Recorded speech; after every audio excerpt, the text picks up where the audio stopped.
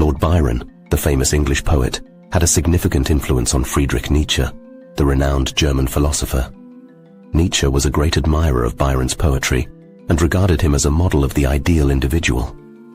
Nietzsche was particularly drawn to Byron's emphasis on individualism, self-expression, and the pursuit of personal freedom. One of the most significant connections between the two figures is their shared belief in the importance of passion and emotion. Both Byron and Nietzsche believed that individuals should not suppress their desires, but instead embrace them as a means of fulfilling their potential.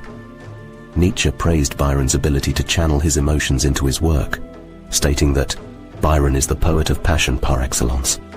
His passion is the true instrument of his inspiration.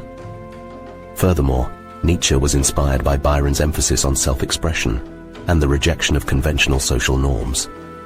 Both thinkers believed that individuals should not be bound by society's rules and conventions, but instead should strive to create their own path in life.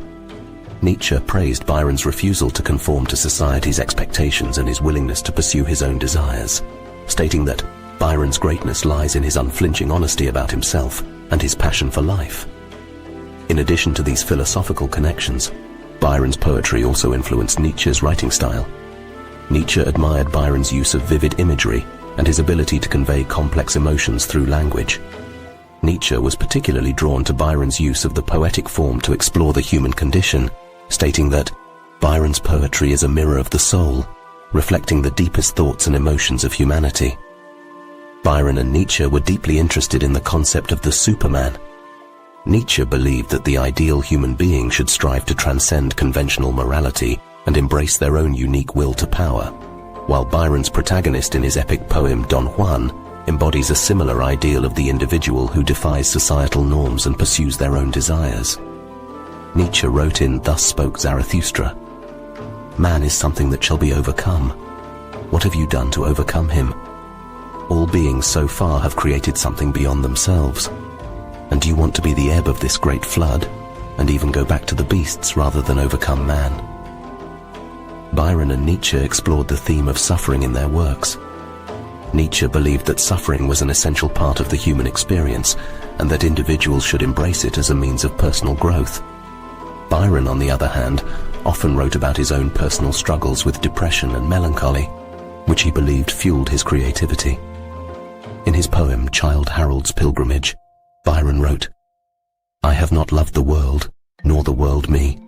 I have not flattered its rank breath, nor bowed to its idolatries a patient knee, nor coined my cheek to smiles, nor cried aloud in worship of an echo." Byron and Nietzsche were known for their critiques of Christianity and organized religion. Nietzsche famously declared that God is dead, and believed that Christianity was a repressive force that prevented individuals from achieving their full potential.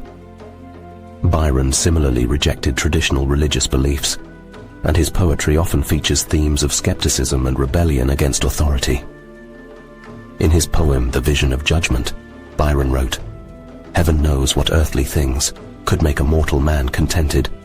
Some reasons doubtless there must be, why man is not obedient, or why that mote of misery, a being might be bred and be misled to its own detriment by what were called its governing element." Byron and Nietzsche believed in the power of the individual to shape their own destiny.